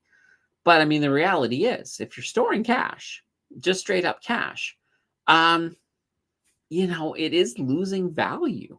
Every time the government prints money, your cash is getting a little bit weaker. So, that's why investing is really good, because at least you're working towards building that cash up, getting extra money, making it worth more, making it work a little bit for you. So just something to think about. Abalash says, India has implemented something called UPI, where you can use digital money instead of cash with instant transfer. This shook Visa and MasterCard. Can't believe Canada is so far behind. I know. But, I mean, Canada is making a lot of, well, I don't want to say great efforts, but at least we're looking at modernizing a few things like the CRA, just the CRA website. It's come a long way in the last, since the pandemic. Just the fact now that you can actually, if you forget your password, you can now actually get your password reset over the phone. You couldn't do that even just a few years ago. You would call them and they'd say, okay, we will mail you a PIN. So call us back when you get the PIN. So, it used to take like a week to reset your password on the CRA. And I always thought that was absolutely insane. But they've at least fixed that. And I'd like to see things change a lot more. So, wow. I mean, and I think there's a lot of systems, especially government systems in Canada, that are still, things that look like they should be running Windows 95. It's not the best. Al Bundy says, or is that just too much conspiracy theories floating around in people's heads? Well, there might be.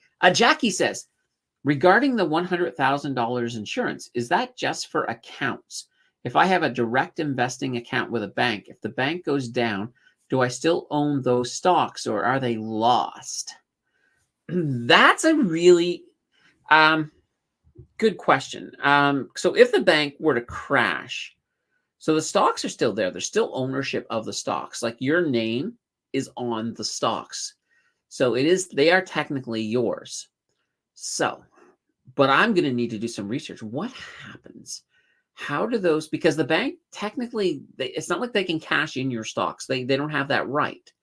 So when you buy a stock, of course, once it's recorded in your name. That's the reason that you receive, for example, you guys get the mail that tells you it's voting time, things like that. It's because your name is on the stock. So those are your stocks. So in the case of a bank actually going out of business, there's probably some kind of a mechanism. Now I'm speculating, guys. I'm saying this right up front here. There's probably a mechanism to get those transferred to another broker, but I have to research that. I would have to. That's a good question, Jackie. Holy banana bread. That's a fantastic question. I do need to look into that because, it's never really crossed my mind that what would happen if my bank went out of business. That's a really great question. Wow. And Samar is saying store money as BTC. Simple like that. There we go. So that's it. That's another. Or Wayne saying you could try Bob. So the Bank of Bahamas. Yeah, well, there we go. Let's see. India, according to CC, India will be the very last place for my money. Regulations almost worse than China. Okay. Interesting. Interesting. And I'm not aware of what regulations their financial industry or sector has. So that'd be interesting to look into. JJ is in the house. Howdy. Hey, bana bread. Hey, bana. Hey, bana. Banana. All right. There we go. There we go. Hey, banana bread crew. Got it. Got it. Got it. All right. I was reading it a bit too literally, but that's fine. That's fine. Yeah, so we'll have to sort of see how things are going to look out. Oh boy. So let's take a look at that poll. I have to. All right, I'll get rid of this while I do it because I don't want to give you guys infinite me again because I left you guys on infinite me. All right. Oh yeah, look at this. Right now, we are looking at 63% for close, 37% for open. So, yeah, we did it. We went for 34 minutes on the poll. I'm going to end the poll right now. So, it's going to be a close. It'll be a close tomorrow. And done. The voices have spoken. So, nothing wrong with that. Nothing wrong with that. 38 votes. Yeah. But you know what? That's cool. That's cool. I'm wondering, of the 36% that voted for an open, where are you guys located? Are you all on the East Coast where it's like, oh yeah, that'd be cool. That would be cool. All right. Banana. There we go. Let's see. There can never be too much Candace. Yeah, absolutely. If I could clone myself, that would be great. I could have some really good conversations. Yes, I love the coffee. And big old thanks from Mary. Let's see how it works, Jackie, is if the banks. Okay, here we go. We got somebody who knows. This is fantastic. I'm listening. I'm learning right now. Al says how it works is if the banks crash, the bank stock price will plummet. So other bank or venture capitalists will buy it up and take over the bank and essentially protect all of the customers' assets. All right, this was seen in the 2007 crash when all the banks were going belly up and other banks bought them out. The U.S. government protected the biggest banks from going belly up. No customer lost out. So that's how it happens in the States. And I imagine it's going to be similar in Canada. I'm still going to look into it because, I'm like, I want a definitive Canadian flavor to that answer. But yeah, that makes sense. That makes sense. Oh, and here's the rest of that, by the way. I just continued reading without updating the actual thingy on the stream. Abalash says Indian banks suck due to corruption. The bureaucracy is too much if you do not have a local identity. Okay, that makes sense. That makes sense. India is a country I don't think I'd ever want to live in because they've got things that can kill you. And I'm like, not to say we don't, but we don't have tigers. So I'm not worried about that. Although I've had some pretty bad scratches from cats. So just putting that out there. Yeah, I think India is just a place because I know when I used to work for corporate staples, they were looking at setting some stuff up in India and they're looking for volunteers to go there. And I was like, nope, I'm not going. I made it very clear that I was not going. And they're like, why? I said, because there's tigers. And I would probably be stupid enough to try to get a picture of a tiger with my iPhone and end up eaten. So no chance. Mind you, and if you think, let me just put it this way. If you're thinking, okay, you're being a little melodramatic about that, I'm not.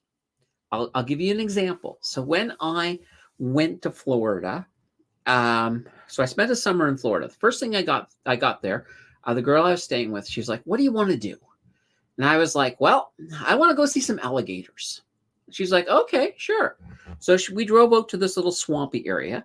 Now it was early in the summer and apparently they had a lot of rain that spring. So it was a little flooded. So we had to jump over this a pool of water. So part of the lake or swamp or whatever came up over the beginning of a walkway. So we had to jump over that to go out on the walkway. And we did. We get out to the end of the walkway, and then I was looking around, and she was like, "There's one." I'm like, "Where? Where?" She's right there. And I'm looking. I don't see anything. And then I finally saw the two eyeballs. So there was just a couple of eyeballs sticking out of the water. I'm like, "Oh, well, that wasn't that dramatic." So we started to head back to the car along the walkway. And we got to the front where the water had spewed up over it. There was this big alligator. It crawled up and was blocking the walkway. And it was probably about 6 feet. It was probably easily 6 feet. It was big. And other people on the walkway are just there. They're all staying well back and waiting. And I was looking at it for a while. I was like, okay, there we go. I've now seen an alligator. She was like, yeah, well, we can't really do anything. We're here for a while until it moves.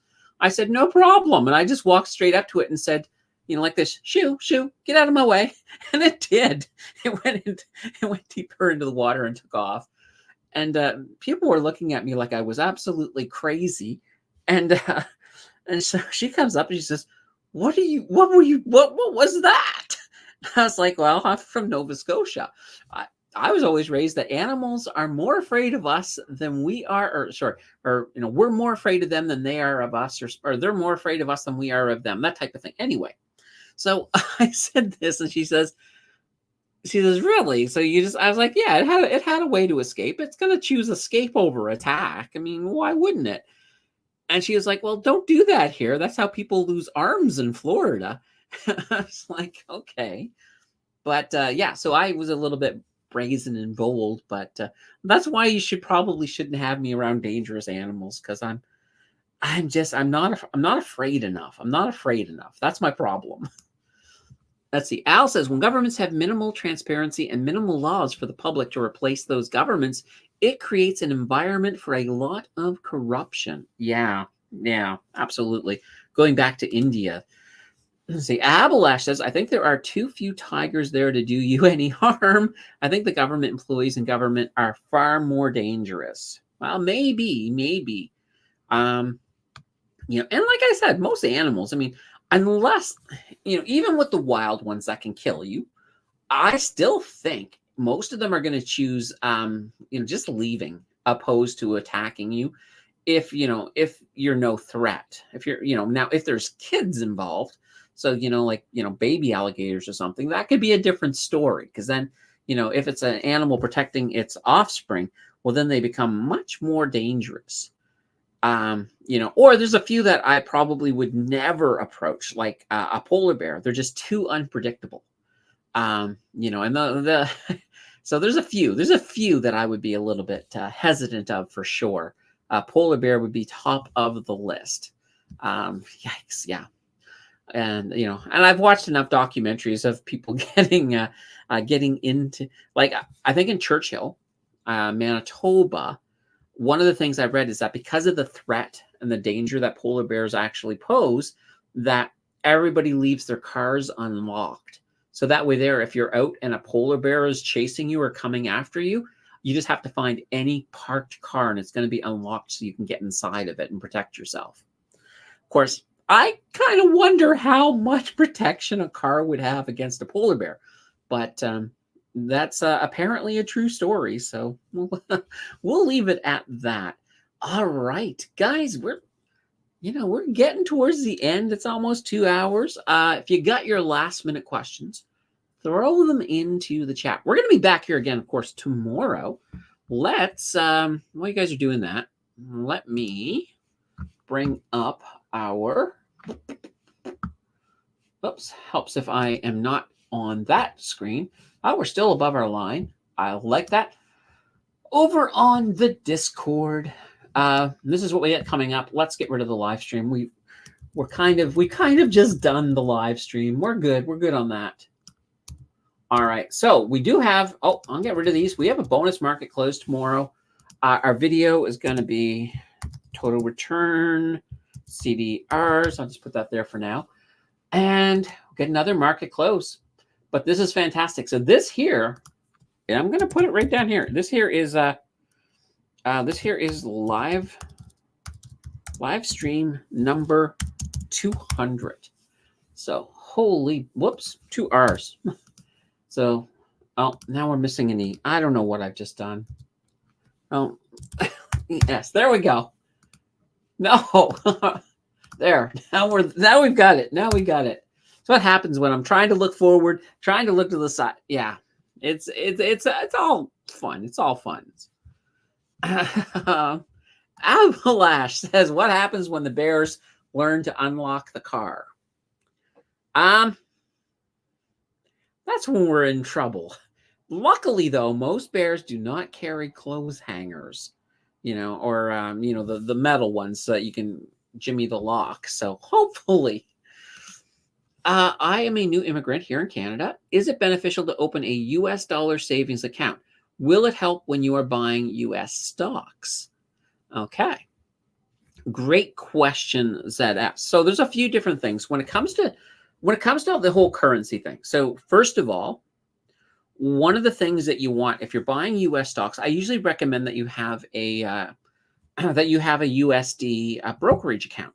So, for example, if you're with Wealthsimple, you can through Wealthsimple Pro, you can have a U.S. account where you can hold American money, and that way, when you're buying the stocks, it's going to stay in U.S. and their dividends will stay in U.S. and it will keep it in that account. Problem is, when you're moving money between, there is currency conversion fees, and those kind of suck. Now, other options, National Bank, so National Bank direct brokerage, you can also get a USD account. Now, I will point out, if you have a balance of less than 100,000 at Wealthsimple, you're paying $10 a month for that US account.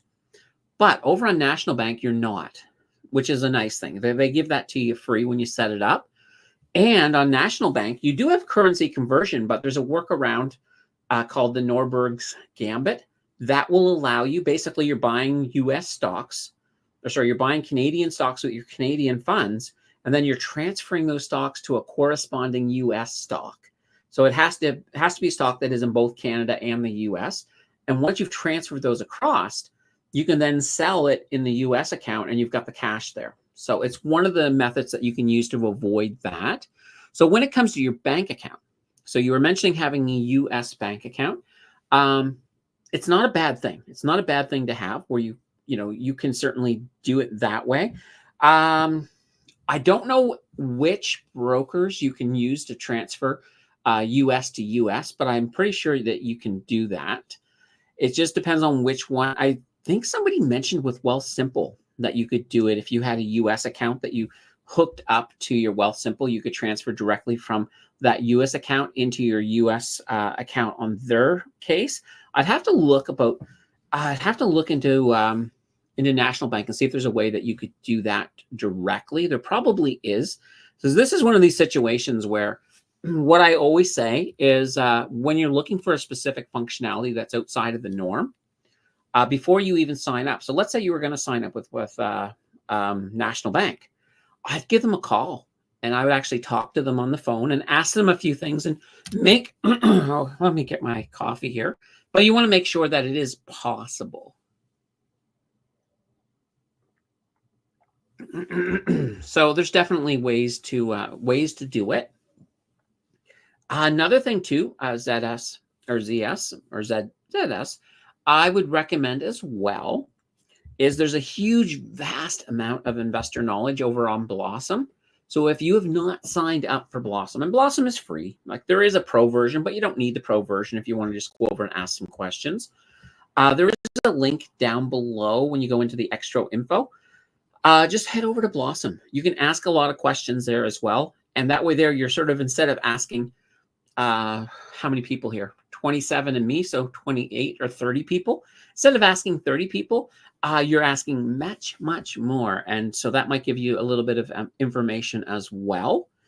The other thing is after you've got this whole process set up, report it back in here. We love to hear stuff like this. So that would be kind of fun as well.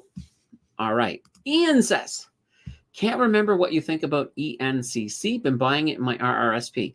I like ENCC. I do like them. There's also ENCL too, which has that little bit of leverage with it as well. So I do like that as well. Cece says, Google bear trapped in a car happened in Kelowna a few weeks ago, astonishing the scale of damage. Oh my gosh. A Google bear. Are we, is it a Google bear or a grizzly bear? I'm just trapped in a car. Or was it a bear trapped in a Google car? Either way, I've got a lot of funny pictures in my head, but yeah, I can imagine. And Al says, yeah, just YouTube it. It's the best way to do it. To do it yourself advice. Yeah, there's a lot of advice out there for sure. But actually, you know what? We have not done this in a while. Let's do this. All right. Whiteboard. This is Candace needs to do some research board. All right. All right. So this was from ZS. We'll put this here. All right. Let's look at here. A U.S. savings account to U.S. brokerage in Canada. All right. This is what I'm going to look up. So this is my job right now. Is I need to look this up and figure this all out here for you. So if you want to come back tomorrow, yeah, we got a live stream tomorrow. We start at 3:45 p.m. So that's just, 3:45. Yeah, 3:45. It's 15 minutes before the market closes. Come back tomorrow. I'll have an answer. I'll have an answer for this for you tomorrow. If you can't make it back tomorrow, Wednesday, next time you come back, just ask me. I'm going to put my answer on the whiteboard, and we can pull it up. We can pull it up and find out, because that would be cool. Hal says he meant to say Google bear trapped in car. There we go. All right. Oh, Google it. So Google bear trapped. Oh, okay. I get it. Oh boy. Yeah, I absolutely get it. All right. So Google bear trapped in car happened in Kelowna. That's funny. That is very, very funny. All right. Let's go to big size here as we close down one more stream. You guys, as usual, rock. I love having you guys here every week. We'll be back tomorrow. We've got a market close. Wednesday, market close. Friday, holy banana bread, open to close. It's going to be epic. I can't wait. And as always, if you are interested in making an appearance on the show, let me know. Just email admin@mountainfinance.ca. I'll get to you right away. We'll set something up if you want to. We got a whole day to fill, so I would love to have guests. I'm okay with that. And I probably will even, and I thought about this too, during the show, every so often, I might throw a link up and sort of say, hey, if somebody wants to come on, now's the time. We'll see. It doesn't, if we don't get anybody, that's fine. If we do, that's fine too. Either way, I'm good. I'll be prepared for both contingencies. So anyway, until then, everybody, I will bid you have a fantastic what's left of the weekend, and we'll see you tomorrow. Until then, take care. Bye-bye, everybody.